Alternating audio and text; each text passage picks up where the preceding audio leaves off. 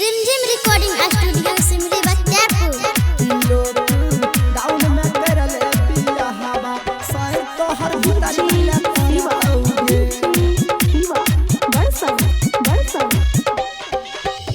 Kilo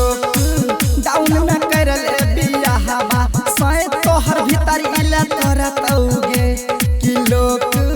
down में करल पिया हवा साई तो हर भीतर मिला तोगे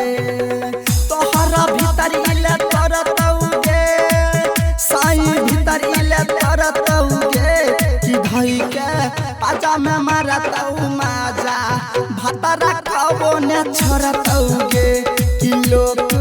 डाउन में करल पिया हवा साई तोहर भीतर इला तरतौगे डीजे सनी भीतर इला तरतौगे भीतर इला तरतौगे भीतर इला तरतौगे भीतर इला तरतौगे तालोक डाउन में जैतौ ने बहरा खूबे लुटौ जवानी के लहरा के छौरी लुटौ खूबे लहरा छौरी गे तालोक डाउन में जैतौ ने बहरा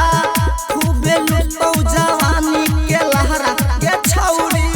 लुटौ खूबे लहरा माल गे ता देह से पानी तोरा छोड़तौ भतरा कबो ने छोड़तौगे किलो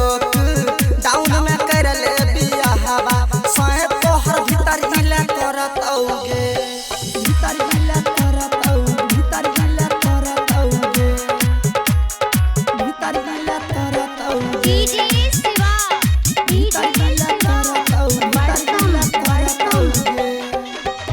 ताए को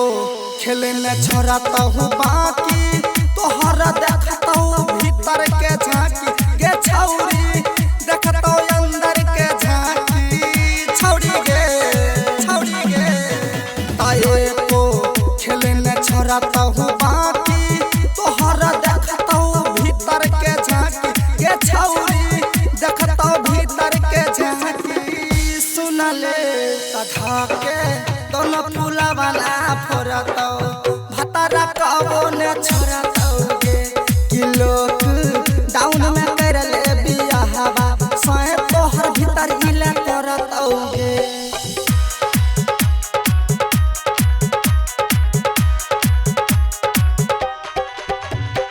डीजे शिवा बड़कम जखन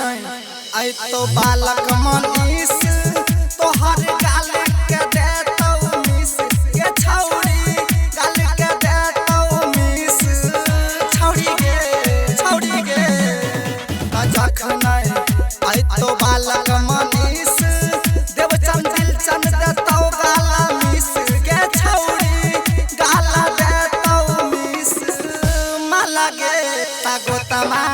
जेसीबी नियन करतौ भतरा कबो ने छोड़तौ।